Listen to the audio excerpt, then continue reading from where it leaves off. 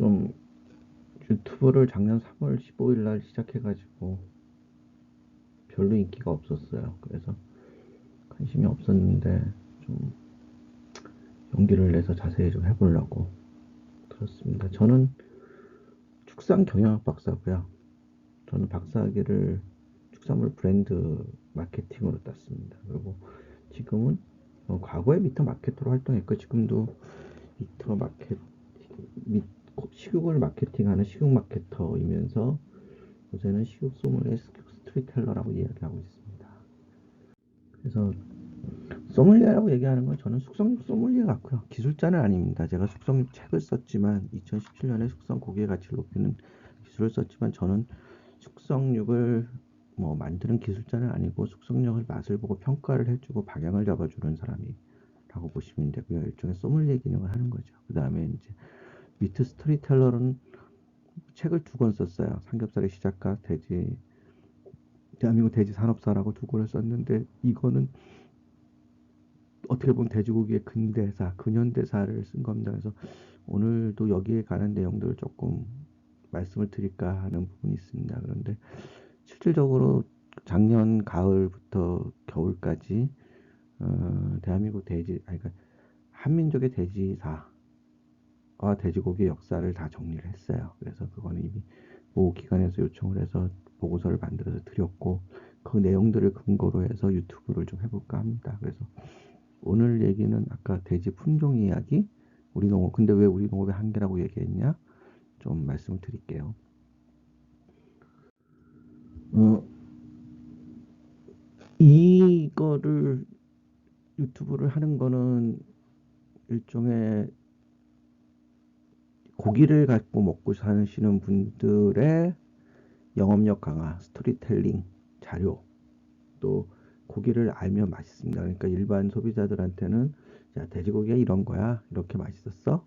소고기가 이런 거야, 이런 얘기가 있었어? 라는 어떤 잡다한 인문학적인 얘기를 할 기술적인 얘기는 별로 할 생각이 없습니다. 식육과학은 저보다 더 잘하시는 분들이 많으니까 저는 학교 다닐 때 별로 공부를 안 해갖고 내용을 잘 모르겠어요. 그래서 그분들은 저보다 말씀도 잘하시고 또 지식도 많으신 분들이 워낙 많으시니까 그분들한테 배우면 되고 제가 남들보다 좀 뛰어나게 아는 건 인문학적인 것, 역사 이런 쪽에서는 좀 많이 공부를 하고 있고 찾고 있어서 좀 아는 것 같아서 그런 부분들만 좀 말씀을 드릴게요. 그래서 저는 스티브 잡스를 참 좋아합니다. 아니, 참 좋아하는 게 아니고 제가 낯을 가려서 이 PPT를 꼭 써요. 강의할 때 누틴을 잡듯이. 어떤 강의를 가도 이 PPT를 씁니다. 근데 이게 어디나 가도 다 맞더라고요. 근데 스티브 잡스가 뭐라고 얘기했냐? 내가 사랑하는 사람 중에 한 명 웨인 그로츠키. 웨인 그로츠키 북미 아이스하키 선수예요. 근데 그가 한 말이 나는 퍽이 있는 곳이 아니라 퍽이 있어야 할 곳으로 움직인다. 그래서 스티브 잡스는 애플에서는 언제나 그렇게 하려고 노력했다. 아주 초창기 때부터. 이게 군대에서 군대 축구하면 공 쫓아다니잖아요. 근데 공 쫓아가면 공을 만져보지도 못합니다. 그건 패스가 돼서 어시스트 오는 데서 받아서 넣어야지 되는 거죠. 그래서 우리가 사업을 하거나 뭐를 하든지 뭔가 앞으로 어떤 일이 벌어질 것인가를 예측하고 거기를 준비하시면 성공할 수 있어요. 그러니까 코로나가 이후의 세계가 어떻게 바뀔 것인가가 찬스예요. 그런 부분을 여러분들이 어떻게 잡느냐, 또 코로나가 어떻게 될 것이에 대해서 준비를 하시는 거. 개인도 주식도 투자하실 수가 있고 여러 가지 있을 적에 어떻게 하면 좋을까? 아니면 지금 학생이라면 내가 대학을 10년의 세상, 20년의 세상 어떻게 바뀌니까 대학을 어떻게 가면 좋을까? 이런 걸 선택하실 적에 도움이 되겠죠. 근데 애플은 그런 식으로 해서 앞서갔기 때문에 상당히 좋은 회사가 돼 있죠. 그리고 아이폰이라는 우리에게 새로운 세계를 소개시켜 줬고요. 그래서 이 전에 시간에도 아이폰에 대한 얘기를 잠깐 했었는데 그렇게 알고 계시면 되고요. 그래서 지금 이게 과거사 역사를 이야기하는 것 같이 보이지만 그게 오늘날 많은 이야기를 한다라는 걸 말씀드리고 싶고요. 이것이 또 애플 광고예요. 이거는 찾아보세요. 유튜브에 제가 이렇게 링크를 탁 해줄 수 있으면 좋은데 그걸 못해서. 근데 또 지금 우리가 영웅이라고 세계하는 사람들이 전부 다 그때는 또라이 같은 생각을 했다. 참 좋아합니다. 제가 어, 저는 약간 좀 세르반테스가 한 말 중에 세르반테스라고 돈키호테 작가의 무덤에 가면 인간은 미쳐서 살고 깨어나면 죽는다라는 말이 있어요. 근데 저 그 말 되게 좋아해요. 제 좌우명이기도 하고. 그래서 약간 또라이처럼 사는지 모르는데, 그리고 사실은 미친 사람은 행복해요. 같이 사는 사람이 죽을 맛이지. 그러니까 여러분들 주변에도 미친 사람이 있으면 되게 그는 행복한데 여러분들은 죽을 맛이겠죠. 그래서 아까도 무슨 책을 보니까, 책이 아니고 책 소개를 하는 거 보니까 나이 50이 먹으면 자기가 하고 싶은 일을 하면 살아라 그러는데, 제가 좀 내가 하고 싶은 일을 하면서 하는 스타일인 것 같아요. 그래서 뭐 그런 얘기 주저리주저 개인적인 얘기를 하는 것도 유튜브에 있으시니까 말씀을 드리지만, 조금 다른 생각들을 가지고 보자는 거예요. 그래서 지금 말씀을 드리는 게 학문적으로 정립된 건 아닐 수 있습니다. 그렇지만 또 다른 시각에 보는 세계. 그래서 왜 이런 일이 벌어졌을까라는 걸 아시면 될 것 같고요. 그래서 아까 얘기했지만 역사 쪽을 제가 계속 파고드는 거, 마케팅 하시는 분이 왜 역사를 공부하세요? 그러니까 스토리텔링을 만들기 위한 자료가 필요하다. 이거는 핑계고요. 불확실한 미래를 확인하는 거에 있어서 과거사를 공부하시는 게 무진장에 도움이 됩니다. 그래서 역사는 하나의 무기다. 과거를 어떻게 이해하느냐에 따라서 우리의 행동이 달라질 수 있다. 자파의 세계사라는 책에 나오는 얘기인데, 어, 그러니까 코로나 이후의 세계에 대해서 우리 메르스를 겪어봤으니까 착각이실 겁니다. 메르스는 그냥 메르스라는 지진이 있었고 쓰나미가 없었거든요. 근데 코로나라는 질병의 지진이 있고 난 다음에 그 세계 경제가 어떻게 바뀔지 몰라. 이게 쓰나미로 올지 공황이 될지도 모르기 때문에 큰 경기 침체가 올 수 있습니다. 그랬을 적에 행동이 달라지는 거죠. 그러니까 지금 불황이 단순히 사회적 거리두기에 의한 불황이 아니고 장기적으로 고착화될 수 있다는 걸 말씀드릴 수 있으니까, 세상이 다 부자로 살고 있는 줄 알았는데 가난해지는 거죠. 그 부자로 산다는 건 그냥 엔겔 지수거든요. 우리가 돈을 벌어서 먹는 것에 투자하는 것보다 그 돈을 아껴서 그 돈이 남아서 자동차도 사고 아파트도 사고 여행도 다니고 이럴 수 있었는데, 이제는 먹는 것에 지불하는 비용이 높아지는 시대가 오지 않겠냐. 그래서 우리나라 엔겔수가 20%가 넘더라고요. 미국은 한 5%대? 그건 나중에 다음 어떤 시간이 되면 설명해 드리겠지만, 우리도 어떻게 보면 엔겔지수가 상당히 더 높아질 수 있지 않겠냐. 특히 가난하신 분들한테는 더 충격적입니다. 그래서 지금 우리가 뭐 먹고 있는 음식의 형태들, 우리가 외식을 즐기고 배달 음식을 시켜 먹고 이런 것들이 좀 달라질 수 있어요. 소득이 줄기 때문에, 그리고 엔게이지가 높아지기 때문에 그런 부분들은 다시 한번 봐야 되고, 어, 뭐 20년 전에 IMF가 있었죠. 20년도 더 됐죠. 그 IMF 시절과 지금이 어떻게 달라지는가. IMF 때는 한국 사회가 젊었습니다. 그 베이비붐 세대가 겨우 30대 이 정도밖에 안 되고, 지금은 그들이 은퇴해야 될 때예요.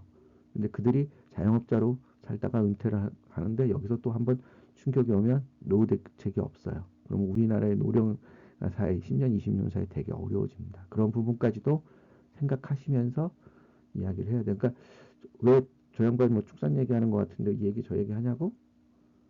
식당을 경영하시는 분들, 세상을 사는 분들에 도움이 되는 얘기를 드리고 싶어서 만든 유튜브이기 때문에 이 얘기 저 얘기 잡다하게 할 겁니다. 아주 과학적이고 기술적인 얘기는 잘 안 할 거고요. 저도 잘 몰라요. 이거 식품산 이거 빼야 되는데, 아이고야. 제국주의라는 게 있어요. 그건 뭐 잘 아시겠죠. 우리도 일제 제국주의 식민지 국가에 살아봤으니까. 그리고 그게 이제 2차 대전까지 있었다. 뭐 지금도 제국주의 국가가 있죠. 제국주의적 생각을 가진. 근데 이제 이 제국주의라는 뭐 정책이나 이런 것들을 얘기하는 게 아니고, 근데 중요한 거는 제국주의는 다른 민족을 영토를 침범해서 그들을 착취해내고 뭐 이런 것들로 썼던 형태입니다. 근데 그때 농업 방식이 플랜테이션 농업이에요. 플랜테이션 농업은 뭐 여기 설명해 있죠. 우리 알잖아요. 바나나를 키우거나 뭐 담배를 키우거나 커피를 키우거나 하나만 쫙 흑인 노예들을 써가지고 키워서 수약해서 상업적인 농업을 얘기하지 않습니까? 대규모 농업.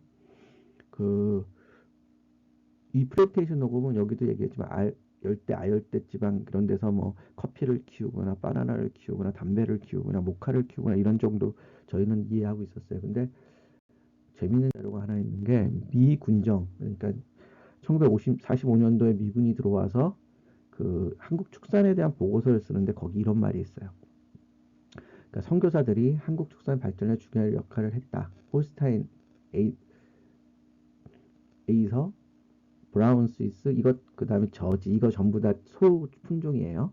이 저지는 그 홀스타인은 아시죠? 지금 우리가 키우고 있는 젖소, 저지도 젖소예요. 나머지는 그냥 일반적인 소고, 그다음에 폴란드 차이나 탐스워스, 버크셔, 요거는 돼지 품종입니다. 그러니까 그 일제 강점기 1930년 전쟁, 37년의 중유 전쟁이 있기 전까지는 뭐 영국 선교사들도 오고 뭐 이런 선교사들이 외국에서 다양한 품종의 소고기, 소, 돼지를 가지고 들어왔다. 그리고 뭐 밀크코트라고 양도 키우고, 닭도 뭐 화이트 레건, 뭐 락, 뭐 레드 아일랜드, 레드 등 여러 종류의 품종을 가지고 들어왔어요. 근데 미군 중정이 딱 보니까 소도 젖소도 홀스타인, 돼지도 버크셔, 닭도 레곤만 키운다 이거죠.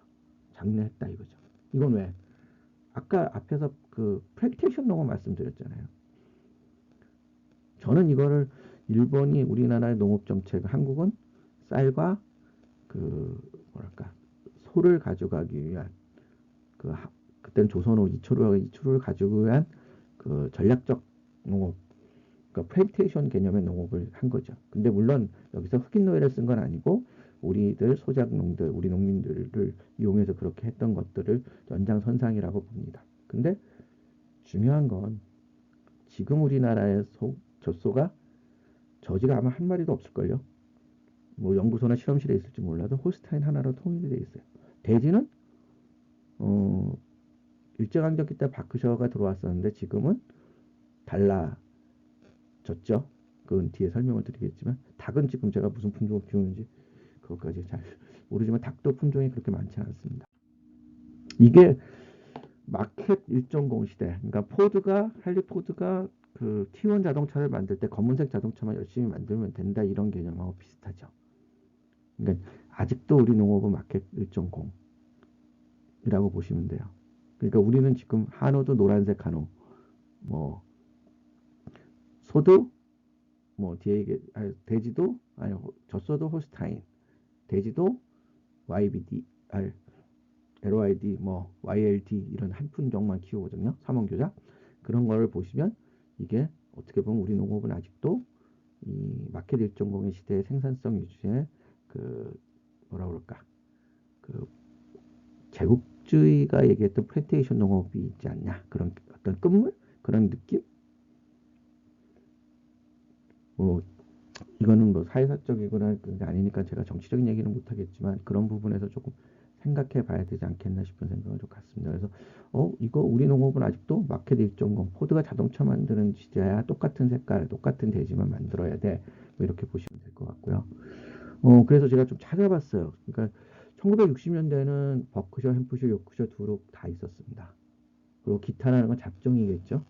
그래서 한 130만도 있었고, 1979년 자료까지만 해도 버크셔, 햄프셔, 두록에 요크셔가 랜드레이스가 갑자기 많아져요.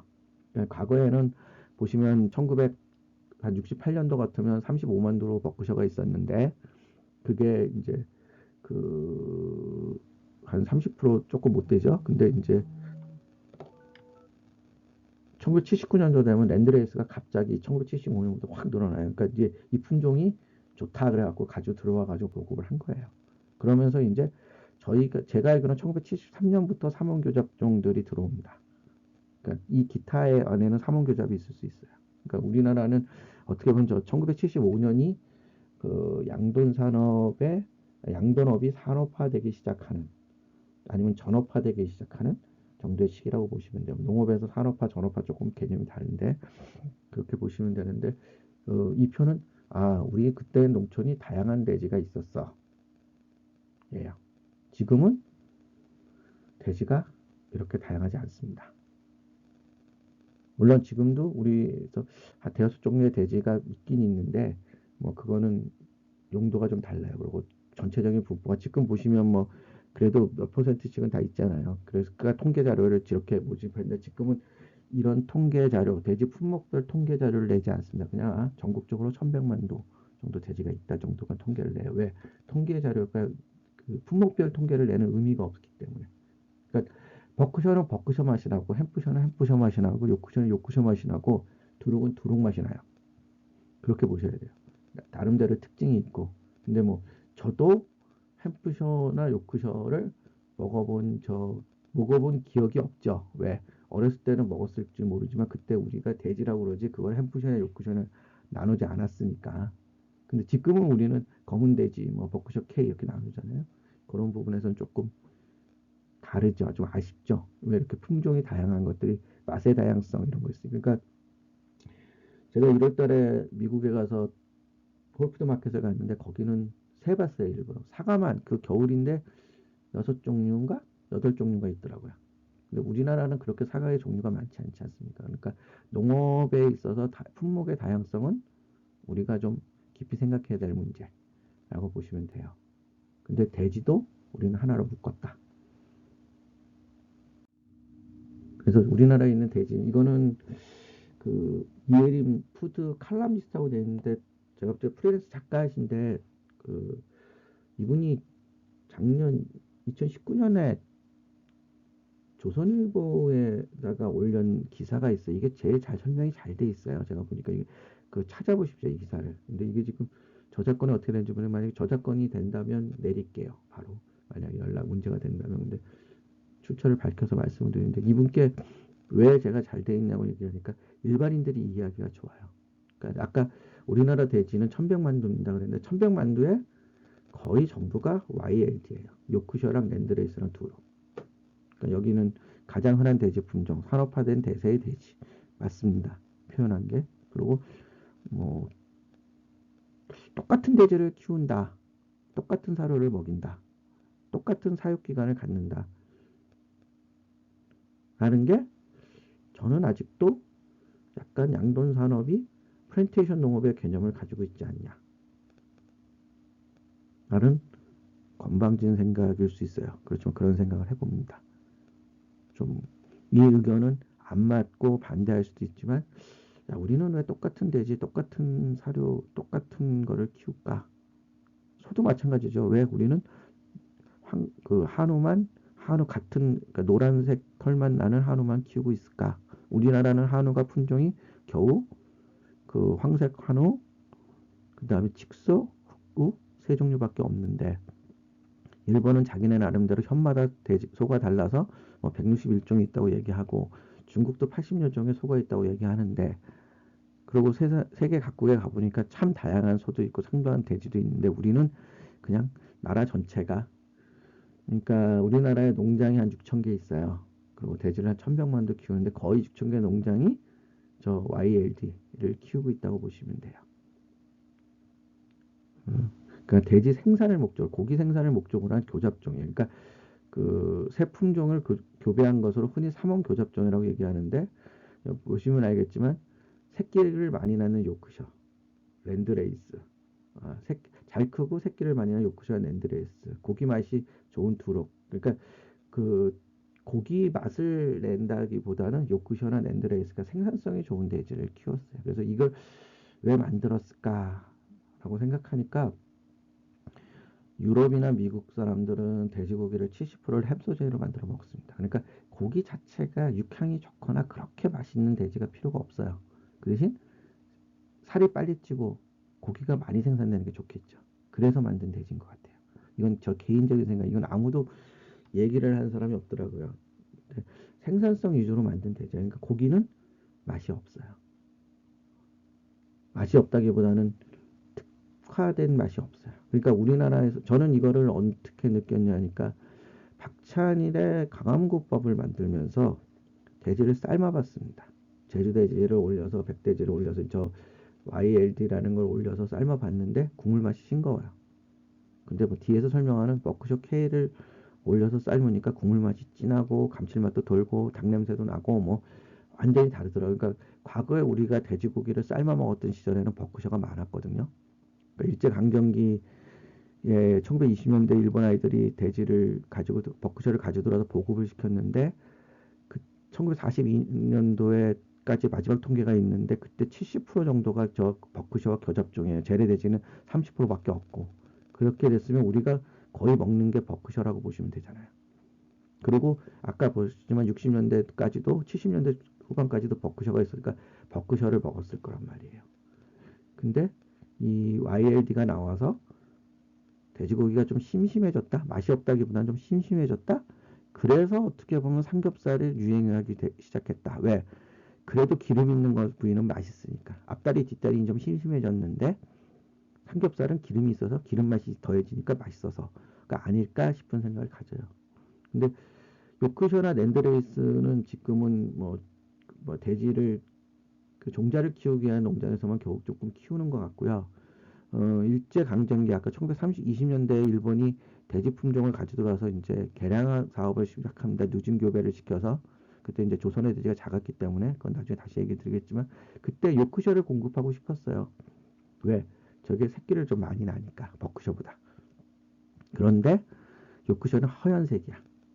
그러니까 그 당시 조선 농민은 한 번도 허연색 돼지를 그것도 100kg씩 되는 돼지를 키워본 적이 없어요. 그러니까 농민이 저항을 한 거지. 그래서 랜드레이스를 버크셔를 갖다 키우기 시작합니다. 그래서 그게 주종을 잃었다고 보시면 되고요. 그래서 이건 일반적으로 우리나라에서 그러니까 여러분들이 먹고 있는 한돈의 99%, 98%, 95% 적어도 90% 이상, 95% 이상은 저는 YLD라고 생각하시면 돼요. 그러니까 똑같은 돼지고기를 드시는 거라고 보시면 됩니다. 그래서 숙성이 왜 갑자기 돼지고기 숙성이 우리나라에서 유행을 하는가? 그 결정적인 이유 중에 하나가 저 같은 돼지를 맛이 같은 돼지 품종이 같다는 거의 맛이 뭐 사료랑 품종과 사료가 맛에 영향을 미치지만 품종이 같으면 거의 맛이 비슷하다고 보니까 그래서 조금은 그 차별화된 맛을 내기 위한 식당 사장님들의 차별화 전략 속에서 숙성이라는 게 붙었지 않았나. 그래서 다른 나라 어느 나라보다도 우리가 돼지고기 숙성 많이 얘기하는 이유가 이 생산하는 농민들이 생산하는 돼지가 하나의 돼지밖에 없기 때문이라고 보면 될 것 같습니다. 저는 그렇게 정리를 하고 있어요. 그래서 뭐 다음에 숙성육 책을 써도 그렇게 정리를 할 거고요. 그 다음에 두록. 엄청난 인기가 있죠, 지금. 이 돼지는 아까 말씀드렸지만 그 고기를 맛있게 만들기 위한 돼지를 쓰기 위해서 키우는 돼지입니다. 그래서 흔히 많지 않아요. 아주 적어요. 그러니까 우리나라에서는 3개 농장, 그러니까 그 종근장을 가지고 있는 3개 농장 정도에서 나와요. 그래서 판매처도 많지 않습니다. 그러니까 그냥 객관적으로 판매를 하는 건 신도색이라는 곳에서 이 두릅을 가끔 드실 수 있죠. 아주 제한적으로. 근데 크리미한 맛이 다르고 고기 맛이 달라요. 그러니까 먹어보면 품종이 다른 걸 알 수 있습니다. 이건 미국에서 만들었어요. 그래서 처음에는 어, 두릅 저지라고 얘기했어요. 이 저지가 뉴저지주 얘기하는 거예요. 지금 그런 쪽, 그러니까 업타운 뉴욕이라고 하는 쪽에서 만든 거로 보시면 됩니다. 그래서 갈색이에요, 돼지 자체가. 황금돼지라고 얘기하는 게 맞죠. 그래서 금돼지 식당이 이 얘기는 하면 안 되겠다. 그냥 하여튼은 이 황금돼지 색깔이라고 보시면 되죠. 수컷돼지로 쓰는 거죠. 그러니까 맛을 내기 위해서는 우리가 이 두룩을 쓰는데 그러니까 그 어미 돼지로 쓰는 그러니까 아빠 돼지로 쓰는 두룩 중에서 골라서 출하를 해서 우리가 고기를 먹을 수 있다. 그래서 지금은 신도세기에 가면 많이 드실 수 있다. 왜? 신도세기는 이거를 아까 3개 농장이 있다 보네. 그 중에 1개 농장이 다비육종이라는 회사인데 그 협력 관계에 있어서 그쪽에서 받아서 하실 수 있는 거예요. 그 나머지 지역에서는 거의 두룩 찾기가 힘듭니다. 아니면 수입 두룩이 있겠죠. 국내산 두릅은 상당히 적습니다. 그래서 뭐 그 대신 지방이 되게 크리미하죠. 우리가 먹던 평소에 먹던 것보다. 그러니까 조금 고기 맛이 다른 차별화된. 근데 맛이 다른 게 맛있는 건 아니에요. 왜?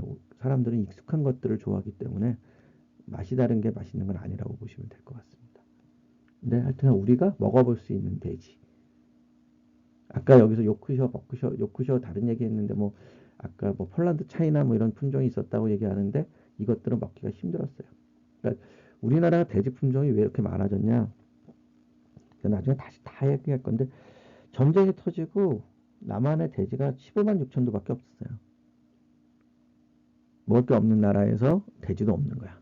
그러니까 이제 미국에서 막 보호, 뭐 이렇게 그 선교회 이런 데서 원조를 해주면서 미국은 돼지가 다양하니까 뭐 미시간에서 온 돼지 다르고 텍사스에서 온 돼지 다르고 뉴욕에서 온 돼지 품종이 다른 거예요. 그러니까 뭐 주는데 받아갖고서 다 키운 거죠. 그래서 한 6종류의 돼지가 아까 보셨던 6종류의 돼지가 주종으로 키우고 있었어요. 그래서 요새는 이 두룩이 맛을 내는 돼지 쪽으로 간다 하고 보시면 되고요. 그 다음에 이제 신도세기 또래 얼룩돼지라고 얘기하는 YBD 요크셔 버크셔 두룩을 하는데 제가 알기론 이건 정확한 얘기가 아닐 수도 있습니다. 일본에 사이버크 농장이 있습니다. 거기서 만든 돼지예요. 왜 만들었을까? 일본도 햄 소세지 먹는 율이 우리보다는 많죠. 우리보다 아마 돼지 전체를 먹는 양에서 2배 정도. 그러니까 자기네들 소비량의 한 30% 정도는 햄 소세지를 먹지만 미국이나 유럽처럼 햄 소세지를 많이 안 먹잖아요. 그러니까 조금 더 맛있는 돼지, 자기네들이 먹는 샤브샤브나 등심에 어울리는 맛을 내는 돼지가 필요했을 겁니다. 그래서 생산성이 좋은 백돼지는 요크셔만 쓰고 맛이 좋은 흑돼지인 버크셔와 두릅을 교배를 시킨 거죠. 그래서 색깔은 얼룩돼지로 나온다. 그러니까 홀스타인 같은 모습이라고 보시면 될 수도 있어요. 근데 하여튼 뭐 그래서 다비육종에서는 이걸 얼룩돼지라고 팔죠. 브랜드를 해서. 그래서 이거는 아마 2005년도 정도의 다비에서 가지고 들어온 품종입니다. 그리고 자체 개발했을 거예요. 교배시켜서. 근데 이제 여기서 사이보그라는 곳이 나오는데 동경에 있어요. 그래서 동경 조금 더 가면 있는데, 그러니까 삼성이 돼지 키웠던 건 아시죠? 여러분들이 알고 있는 에버랜드가 옛날에는 용인 자연농원이었고 그 용인 자연농원이 1973년도에 양돈장을 시작합니다. 대한민국에서 가장 크고 가장 현대화된 양돈장. 그때 그 돼지를 공급했던 데가 뭐 전 세계에서 좋은 종자를 많이 가져왔지만 많이 공급해줬던 게 사이보그예요. 그러니까 사이보그 옆에 그 유명한 골프장이 있어요. 그 지난번에 트럼프하고 아베하고 공치다가 아베가 넘어진 데인가? 그 골프장에서 이제 이병철 회장님이 공을 치시다가 옆에 가다 보니까 이 사이보그 농장이 있는 거야. 그래서 보고 아 우리도 나도 축산 양돈을 해야지 그래갖고 양돈을 했다는 뭐 이야기면 이기고 썰이면 썰이 있는데 확인된 사실은 아니에요. 근데 뭐 어르신들이 얘기하시니까 저도 그렇게 듣는데, 그래서 다비육종이 저 이 YBD 저는 뭐 이거 아주 전도사처럼 많이 얘기하는데 목살 되게 맛있습니다. 등심 아주 좋고요. 그래서 그 근데 삼겹은 조금 크리미하죠. 좀 진해요. 기름 맛이. 그래서 조금 잘 구별하셔야 되는데 이게 이제 유명한 우리나라에서 유명한 신도세기. 뭐 월화고기에서도 목살만 팔고 아까 금돼지 식당에서도 이거 돼지 이 얼룩돼지를 취급하고 있고요. 그 다음에 강화문 국밥에서도 이걸 취급해요. 그러니까 대한민국에서 유명한 식당들 중에 많은 곳이 이 얼룩돼지를 취급하고 있다. 그러니까 그 뭐 신도색이나 이런 데 가셔서 이 고기가 왜 맛있지? 그러면 아 이건 내가 평소에 먹던 돼지가 아니야 라고 생각하시면 돼요. 버크셔 이건 600이라고 얘기해요. 그러니까 뭐그 다리하고 코끝하고 꼬리끝이 흰색이에요. 버크셔 지방에서 나온 얘기예요. 그래서 이건 버크셔 K라고 남원인가? 남원 쪽 그러니까 지리산 쪽에서 박하천 박사라는 분이 교배를 해가지고 농장을 만들고 한국 품종의 버크셔를 가지고 대단히 많이 키우고 있어요. 이 고기는 상당히 우수하고 맛있습니다. 드셔보시면 또 근데 나름대로 삼겹살에 지방이 많으니까 좀 싫어하시는 분도 있는데 박하준 박사 만나서 얘기하면 그렇게 그 지방을 화이트 미트다. 이거는 그냥 일반 지방하고 다른 맛이 있다. 근데 저는 그 말에 약간 동의를 해요. 저 버크셔 지방은 기름을 라드를 만들거나 향이 좋고 또 김치찌개 같은 걸 끓이면 엄청나게 맛있어요. 그래서 지금 요새 전주에 저 600이라는 식당을 해서 상당히 많은 거를 하시고 계시더라고요. 근데 저거는 끓여보면 삶아보면 맛의 차이를 압니다. 구워서 맛의 차이는 잘 모르겠고 삶아보면 확실히 우수한 돼지구나 라는 걸 아는데 이제 좀 더 많이 보급되고 많이 다양화되면 되는데 그 과거의 생산성 위주였을 때는 우리가 맛을 배고팠던 시절에는 굳이 맛있는 걸 먹으려고 들지 않잖아요. 싼 걸 먹으려고 들지. 그러니까 이런 돼지들이 곽광을 못 받았죠. 이거는 전주 가면 600이라는 식당이 있어요. 거기서 팔 거예요. MBC PD 하시는 분이 윤영민 PD인가? 전 PD님이 나가서 하시는 식당인데 뭐 이쪽에 대해서는 뭐 또 여러 사람들이 관여하고 계시죠. 그다음에 이제 가만돼지. 이건 이제 그 재래돼지를 찾았어요. 막 복원을 해가지고 거기에다가 이제 그 축산과학원인가 연구소에서 이제 종을 개량해서 우리 돼지를 만들었어요. 그래서 이제 난충막돈이 유명하죠. 난충막돈을 드시고 싶으면 서울엔 크라운 돼지 가면 전지를 목살을 드실 수 있고 그 숙성도에 가시면 전지와 앞다리와 그 등심이 이 난충막돈이 베이스로 갑니다. 그래서 음, 앞다리, 뒷다리, 등심 같이 저지방육이라고 하는 부분에 지방을 많이 집어넣었어요.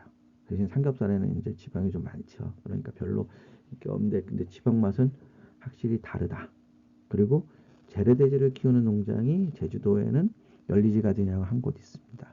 그곳은 뭐 하루에 딱 두 번만 예약해서 받고 뭐 이런데 사실 그 김 사장님 돼지를 구워서 파시는데 저는 그 지방이나 이런 걸 갖고 그냥 김치찌개 끓여서 파시면 대박 나실 거예요. 삶아서 국밥을 하시든지.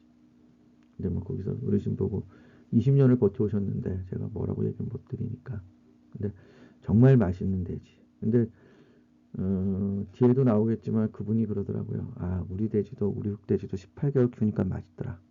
여기서 18개월이라는 개월수, 사육일수 잘 생각해 주십시오. 그러니까 돼지를 키우는데 18개월씩 키우는 나라는 뭐야 우리나라에서 18개월 키우는 돼지는 거의 그 제주 흑돼지 이외에는 거의 못 봤어요. 그러니까 재래돼지를 키우시는 분들 많으신데 요새 조그맣게 뭐 30마리, 100마리 키우시는 분 많은데 18개월까지는 안 키우세요. 한 1년 키워요. 그리고 참고로 돼지는 180일 정도를 키워서 한 110kg 내외로 출하하는 것이 규격돈이라는 겁니다. 수출하면서. 그런 부분 이해해 주시고요.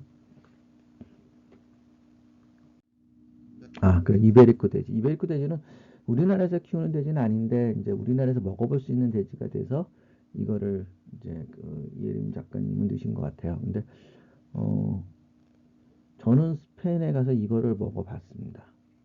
계속 다니면서 곳곳을 다니면서 이베리코 돼지를 찾았는데 있긴 있더라고요. 근데 돼지 고기 자체는 별로 없고 하몽이 많았고요. 근데 이베리코 하몽은 역시 후지에 기름이 많아서 아주 주시하고 맛있어요.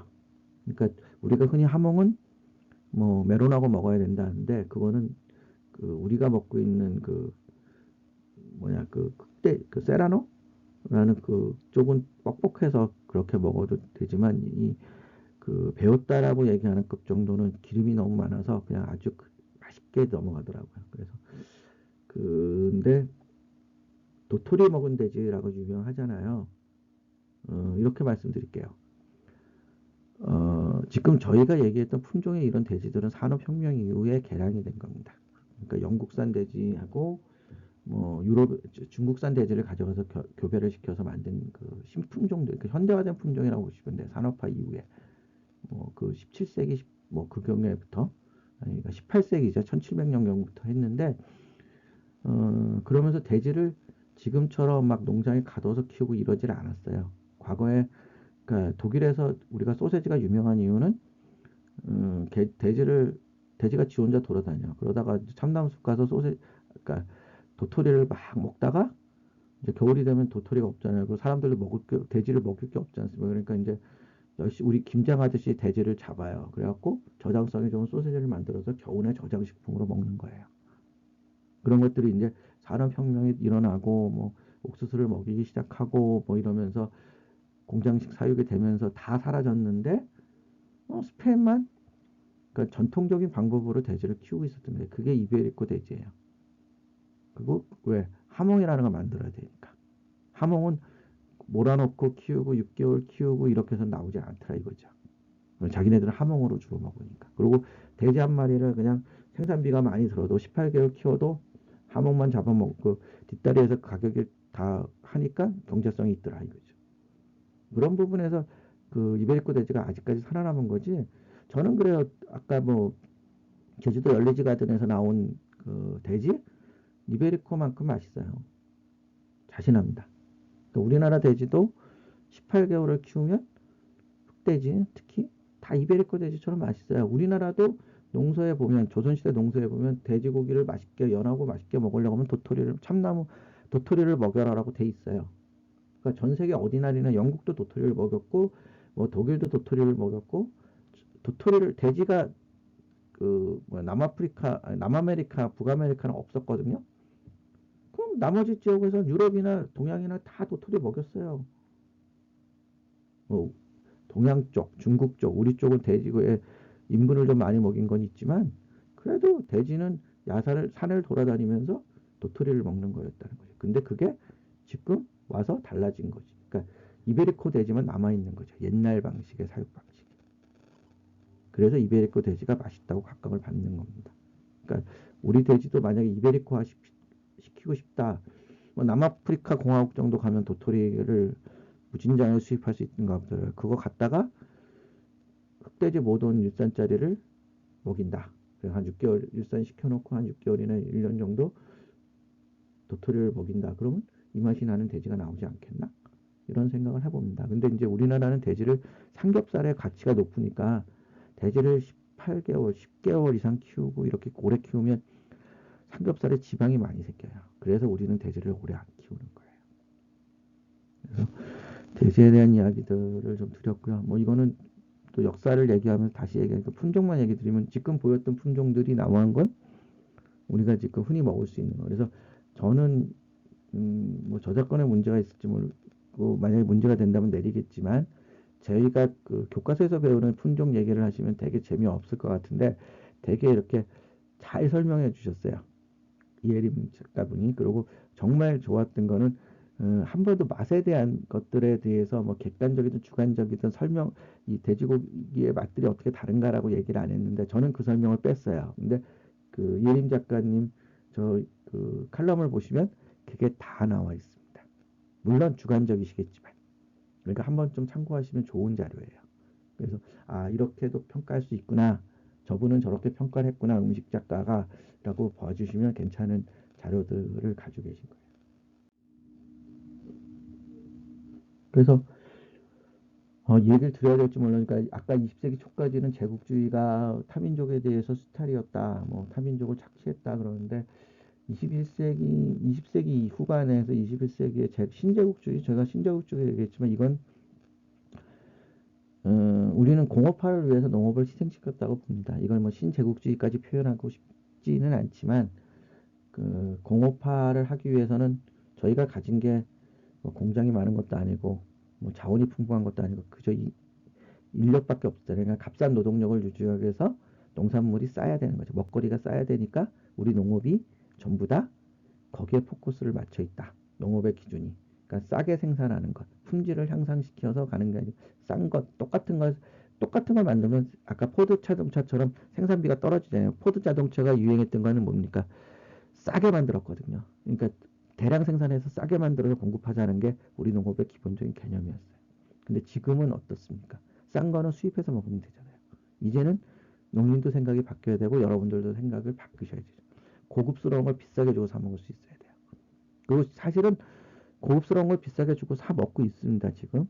그러니까 저는 생각이 우리나라는 농업이 대지를 생산비를 3, 40만 원, 한 마리당 30만 원, 40만 원 주고 키워서 40만 원, 50만 원 주고 받으면 되게 잘 키웠다고 생각을 하고 돈을 벌었다고 생각을 하세요. 근데 돼지를 100만 원 정도 주고 키워서 200만 원 받으면 더 좋지 않을까요?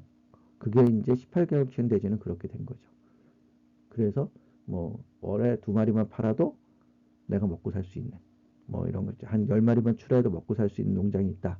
그러면 괜찮지 않는가? 그러니까 생각하는 것들이 좀 달라야 됩니다. 그런데 어, 지금까지는 우리가 배고픔의 시대였고 그 배고픔의 시대를 이겨내기 위해서 값싼 먹거리가 필요했고 우리 국내에서 생산되는 농산물, 축산물도 값싸야 되기 때문에 그 똑같은 돼지를 6천 개 농장에 똑같이 키우는데 이게 중간에 이거를 키우게 된 이유 중에 하나는 규격도 수출을 하기 위해서 90년대에 수출을 하기 위해서 세팅했던 것들이 커요.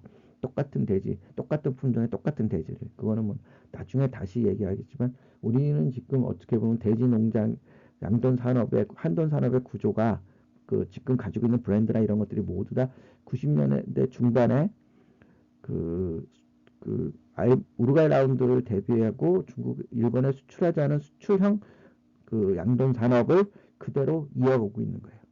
그게 국내 내수만을 진작시키고 이제 수출이 불가능하니까 구제역 때문에 내수를 증자시키고 품질을 개량시키고 이런 쪽으로 간 게 아니고 그냥 워낙 대지값이 좋았으니까 그냥 아직도 90년대 중반에 만들었던 그 뭐랄까 패러다임을 그대로 이어가지고 온 겁니다. 그게 문제가 됐죠. 사실은 작년부터 대지가 남으니까 대지값이 떨어지기 시작했는데 그게 코로나 때문에 내수가 가정식이 늘어나니까 그래도 집에서는 한돈을 먹습니다. 그러니까 다시 살아나고 이제는 우리한테 수출하던 독일, 뭐 호주, 미국들이 대지 작업을 못하니까 국내 가격이 다시 올라가지 않겠냐라는 기대 심리로 해서 가격이 다시 올라가고 있는 거예요. 그게 앞으로 어떻게 될지는 저도 예측을 못합니다. 근데 하여튼 상황은 그렇게 되고 있다는 거죠. 그래서 지금은 조금 더 다양한 품질의 대지를 좀 비싸도 사 먹어야 되는 시대. 또 우리가 소비자가 요구하는 시대. 공급자도 그만큼 요구하는 그 다양한 걸 시도하는 시대. 또 유통 뭐랄까 외식 경영자들도 다양한 품종의 대지를 좀 이해하시고 품종대로 차별화해서 키우는 시대가 와야 된다는 거죠. 그래야지 양돈이 사는 거죠. 한돈 산업이 살 수 있습니다. 그게 제 개인적인 주장이에요. 그래서 이게 페이지가 좀 잘못된 것 같은데 그 후진국은 공업화를 통해서 중진국으로 도약할 수 있지만 농업 농촌의 발전 없이 선진국으로 진입할 수 없다. 이게 노벨 경제학상 받으신 분일 것 같은데 이 말을 꼭 명심해야 됩니다. 우리가 선진국으로 가려고 하면 농업 농촌이 발전해야 돼요. 저는 이걸 요새 아주 뼈저리게 느끼고 있어요. 왜? 산업화를 시키면서 압축 성장을 하니까 키워야 되니까 재벌도 만들고 대기업도 키웠고 그러다 보니까 뭐 멀리 갈 필요 없이 전부 다 수도권 서울과 경기 지역의 인구가 반이 몰려 살지 않습니까? 그러니까 여러 가지 문제가 생기는 거죠. 집세도 문제가 집값도 문제가 생기고 여러 가지 문제가 생겼잖아요. 그 문제를 해결하고 하는 건 국토 전체의 균형 있는 발전, 농업의 발전. 그래야지 선진국이 되는 거죠. 그러니까 불란서가 농업국가예요. 저는 그렇게 이해해요. 미국도 농업에 대해서 치중을 많이 합니다. 그 부분에 대해서 우리는 다시 한번 생각해 봐야 될 필요성이 있는 것 같습니다. 그래서